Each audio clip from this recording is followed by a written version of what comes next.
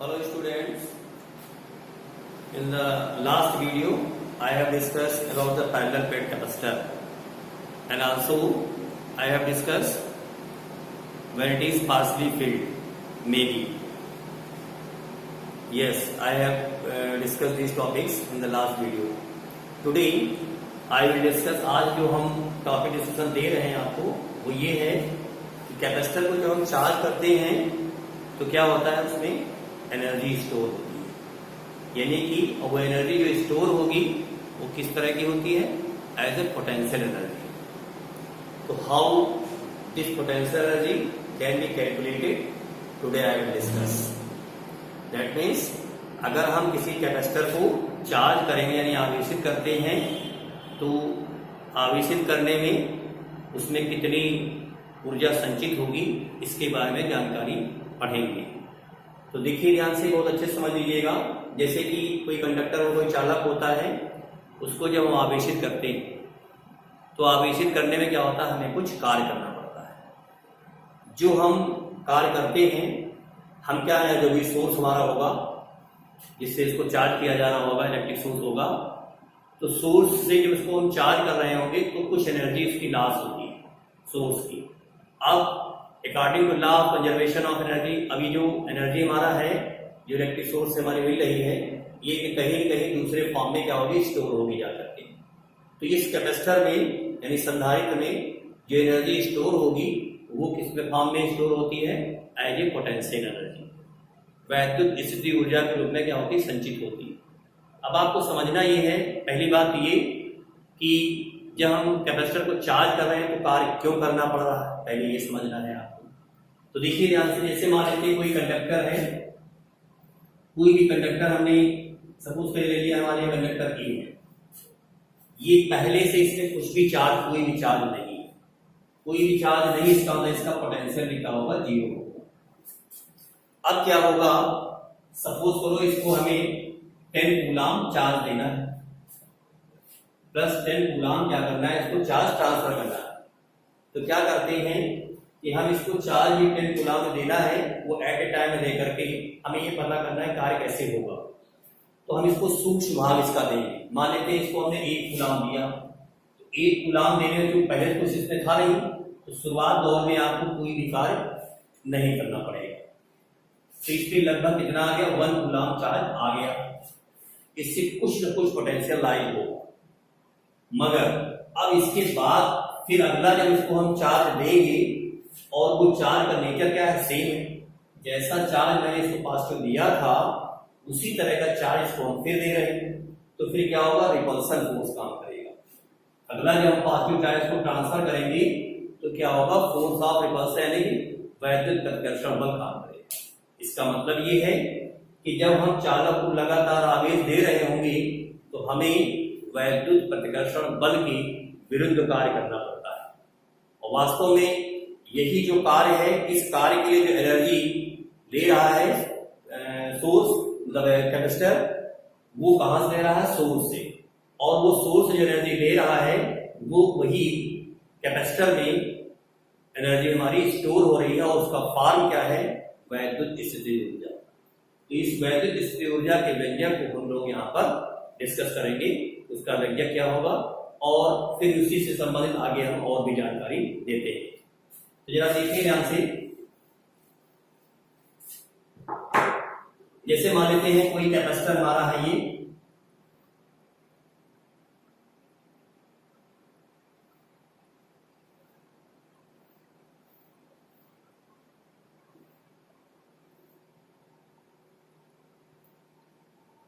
और इस संधारित्र की जो धारिता है, संधारित्र की धारिता मान लेते कितनी है, C है। इसे क्या करना है, हमें आवेश देना है, और आवेश जब इसको हम आवेशित कर रहे हैं, आवेशित करने की दशा में, आवेशित करने की स्थिति में किसी क्षण मतलब समय से बहुत छोटा समय लिया गया है, इसी क्षण इस पर आवेश कितना है हमारे यहाँ Q डैश आया। मेरी बात समझ रहे हैं। इस संधारित्र को हम चार्ज कर रहे हैं और उसी में हमने इसी इंस्टेंट पे जो भी समय मान लीजिए, कुछ समय मान लीजिएगा, उस समय उस पर आवेश कितना आया है Q डैश। और पीछे हम पढ़ चुके हैं कि जब किसी चालक को हम आवेशित करते हैं तो उसी के रेस्पेक्ट में क्या होता है, उसका विभव भी बढ़ता है। तो मान लेते हैं जब इसको हमने Q डैश आवेश दिया तो इसकी प्लेटों के मध्य जो विभव हो गया वो कितना हो गया, V डैश हो गया। और इसकी धारिता क्या है, C है। यहाँ पे जो V डैश की वैल्यू होगी वो क्या हो जाएगी, Q डैश बाई C हो जाएगी। आगे बात समझो। अब हम जितना सूक्ष्म आवेश दिया है इसके आगे हम इसको सूक्ष्म आवेश और देंगे, इससे भी सूक्ष्म। तो वो इतना जो सूक्ष्म आवेश है उसको हम फंक्शन के फॉर्म में लेके चलेंगे, उसको हम dq मान के चलेंगे। यदि संधारित्र को Q डैश से आगे सूक्ष्म आवेश dq दिया जाए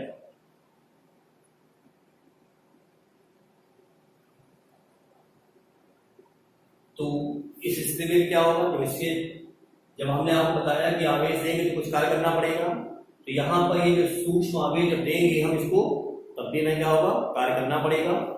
तो कृतकार निकालें, उस कृतकार को हमने dw, जब सूक्ष्म आवेश हम ट्रांसफर कर रहे हैं उसको, तो कार्य भी क्या होगा, सूक्ष्म ही होगा। तो कार्य हमारा होगा dw इक्वल टू क्या होगा, v dash into dq, v dash into dq। v equal to जो फॉर्मूला होता है ना, पीछे पढ़ चुके हैं, v equal to w upon q, तो w equal to v into q। So here v dash into dq हो गया। v डैश की वैल्यू क्या है हमारे पास, q dash by c into dq। ये जब हम कंडक्टर को Q डैश के आगे सूक्ष्म आवेश उसको हम दे रहे हैं तो उसमें हमें इतना कार्य करना पड़ता। अब हम चाहते ये हैं कि जो संधारित्र है जिसमें पहले से कुछ भी आवेश नहीं था, यानी Q की वैल्यू जो 0 थी, इसको हम Q आवेश देना जा रहे हैं। यानी कि जो आवेश हमारा है 0 से कितना करना है, Q आवेश करना है, यानी लिमिट हो गई। तो क्या करेंगे, ये जो हमारा फलन कार्य का बना है इसको क्या करेंगे, हम 0 से Q के बीच में क्या करेंगे, इसको इंटीग्रेट करेंगे। यदि संधारित्र को Q बराबर 0 से Q तक आवेशित किया जाए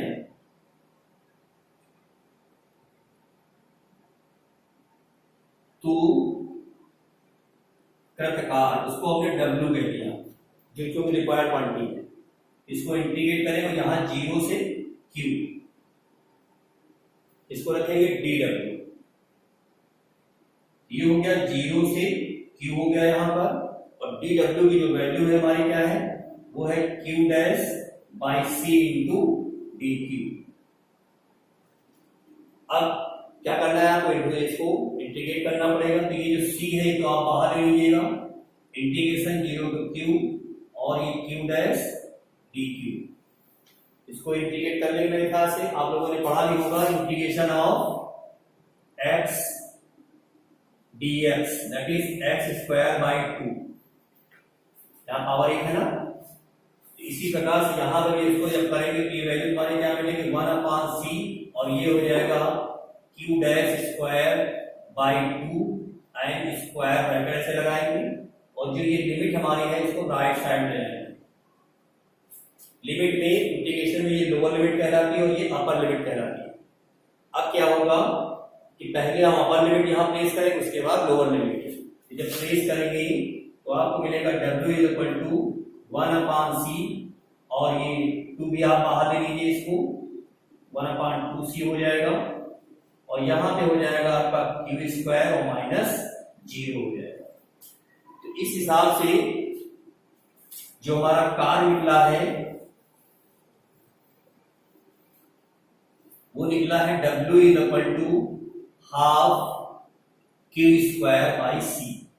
ये वर्क डन होगा जब हम संधारित्र को Q आवेश ट्रांसफर करेंगे, यानी कि Q आवेश उसको हम देंगे तो संधारित्र मतलब सोर्स से इतनी एनर्जी खर्च होगी। जब सोर्स से इतनी एनर्जी खर्च होगी तो एनर्जी जाएगी कहाँ? यही एनर्जी जितनी सोर्स से खर्च हुई है ये संधारित्र में स्थितिज ऊर्जा के रूप में क्या होगी? संचित होगी, जिसको कि हम अलग नोटेशन दे रहे हैं U। U इक्वल टू हो जाएगा हाफ ऑफ Q²/C। यहाँ पे एनर्जी का क्या हुआ? केवल कन्वर्जन हुआ। अब यहाँ पे डिफरेंट फार्मूले हमारे एक फार्मूला ये हो गया Q और C में। ये भी हम जानते हैं कि Q इक्वल टू क्या होता है? C/V होता है। तो जब हम Q के स्थान पर CV रखेंगे तो फार्मूला बनेगा U equal to half of C²V²/C। तो ये वैल्यू हो जाएगी हाफ ऑफ CV²। जनरली इसी सूत्र से बेस आपको न्यूमेरिकल्स मिलेंगे। अब इसके बाद अगर हम C को हटाना चाहते हैं, ये C को हटाना चाहोगे तो U इक्वल टू क्या होगा? हाफ ऑफ C के स्थान पर Q/V/2V²। ये फॉर्मूला हो जाएगा हाफ Q/V। ये हमने आपको जो डिफरेंट फार्मूले बताए हैं, ये जो बताया है आपको, ये जो निकाला है, ये वैद्युत स्थिति यानी संचित वैद्युत स्थिति ऊर्जा के भिन्न भिन्न फॉर्म है। इसमें आवेश और संधारित्र के रूप में है ये, और ये जो वैद्युत स्थिति ऊर्जा है ये संधारित्र की धारिता और विभवांतर विभव के रूप में है, और ये आवेश और विभव के रूप में है। अब हमने ये पीछे आपको जानकारी दी थी पैरेलल प्लेट कैपेसिटर। तो जो पैरेलल प्लेट कैपेसिटर है हमने बताया उसमें जो ऊर्जा हमारी है वो इस फॉर्म में वैद्युत स्थिति ऊर्जा के रूप में क्या होती है? संचित होती है। तो ये जो ऊर्जा है वो कहाँ रहती है ये समझना है। तो पहली बात तो ये समझ लीजिएगा कि जो प्लेटों के बीच जो स्पेस रहता है, ठीक है ना, अब वो स्पेस एयर है या डायरेक्ट्रिक है। तो अगर डायरेक्ट्रिक सब्सटेंस फिलअप है तो जो ऊर्जा संचित होगी वो उसी परावैद्युत पदार्थ में क्या होती है? स्टोर रहती है। फॉर्म उसका क्या होता है? Electric field. अच्छे से ध्यान रखिएगा कि संधारित्र की प्लेटों के बीच जो हमारी वैद्युत ऊर्जा संचित है वो ऊर्जा उसका रूप जो होगा वैद्युत क्षेत्र होगा। कहाँ होगी? प्लेटों के बीच में होगी, ठीक है ना। किसमें स्थित होगी? जो परावैद्युत माध्यम है। परावैद्युत माध्यम पीछे बताया था हमने आपको, वो डायरेक्ट्रिक से यानी कुचालक पदार्थ होगा। अब हमें ये जो एनर्जी हमारी है ये पर यूनिट वॉल्यूम कितनी है, जिसको कि हम लोग बोलते हैं ऊर्जा घनत्व। समांतर प्लेट संधारित्र की प्लेटों के मध्य क्वेश्चन भी पूछा जाता है कि समांतर प्लेट संधारित्र की प्लेटों के मध्य ऊर्जा घनत्व कितना होगा, उसका व्यंजक विग्रह यानी उसका एक्सप्रेशन भी फाइंड आउट करिए। तो देखिए ध्यान से, एनर्जी डेंसिटी यानी कि ऊर्जा घनत्व समांतर प्लेट संधारित्र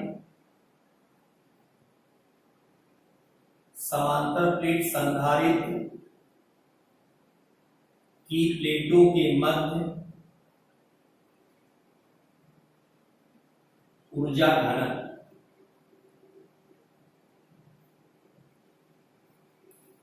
तो पीछे हमने बताया भी था आपको कि जो समांतर प्लेट संधारित्र होगा, समांतर प्लेट संधारित्र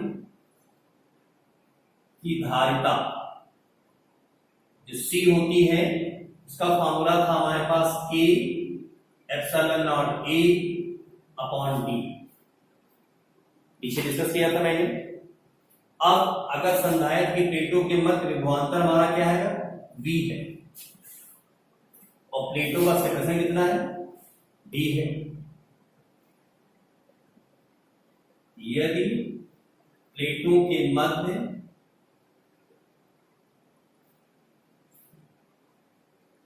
विभवांतर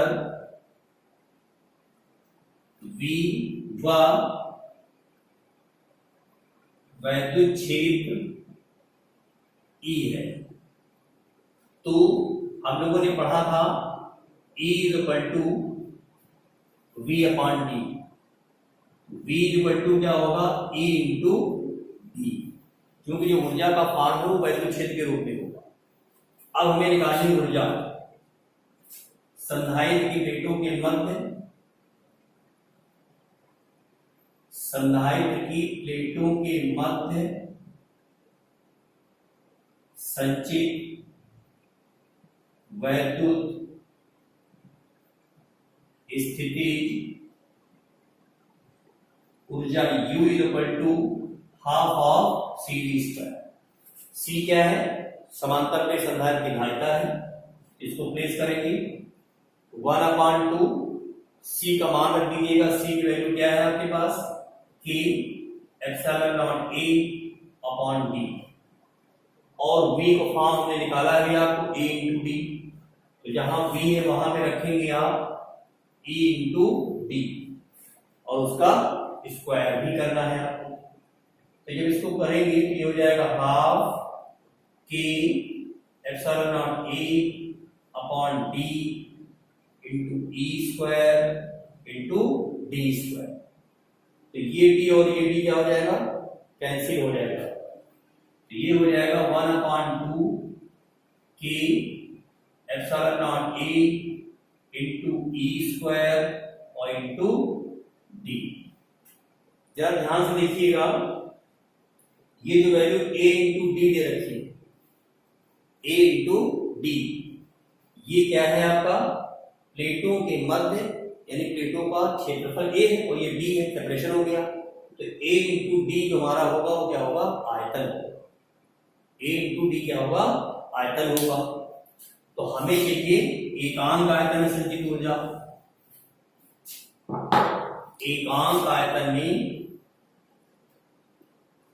एकांक आयतन में संचित ऊर्जा, क्योंकि इसी को कहा जाता है ऊर्जा घनत्व।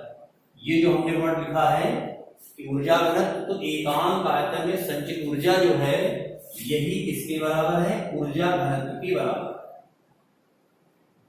तो अब हमने इसका सिंबल जैसे यहाँ U दिखाया था, तो अब U लिख करके हम इसको U बार कह देते हैं। U बार इक्वल टू क्या होगा? U upon A D. A और डी क्या है? आयतन है। ए और डी पूरा आयतन होने की ऊर्जा ये है। हमें चाहिए इसकी एकांक यूनिट वॉल्यूम में कितनी एनर्जी स्टोर है? Energy stored in unit volume.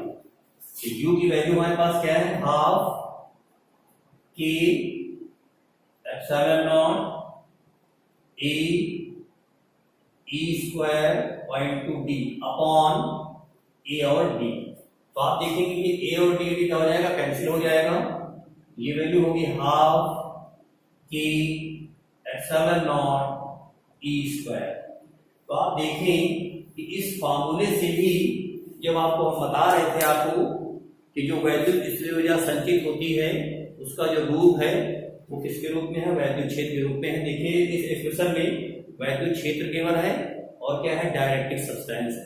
इसका मतलब जो एनर्जी हमारी स्टोर है वो डाइलेक्ट्रिक सब्सटेंस में रहेगी और उसका फॉर्म जो होगा वो इलेक्ट्रिक फील्ड होगा। तो ये जो एक्सप्रेशन आपका है इसको अच्छे से याद रखिएगा, इंपॉर्टेंट है और इससे बेस आपको निवेदन भी मिलेंगे। अब इससे आगे जो भी नेक्स्ट टॉपिक इससे रिलेटेड होगा वो हम आपको नेक्स्ट वीडियो में देंगे। Thank you.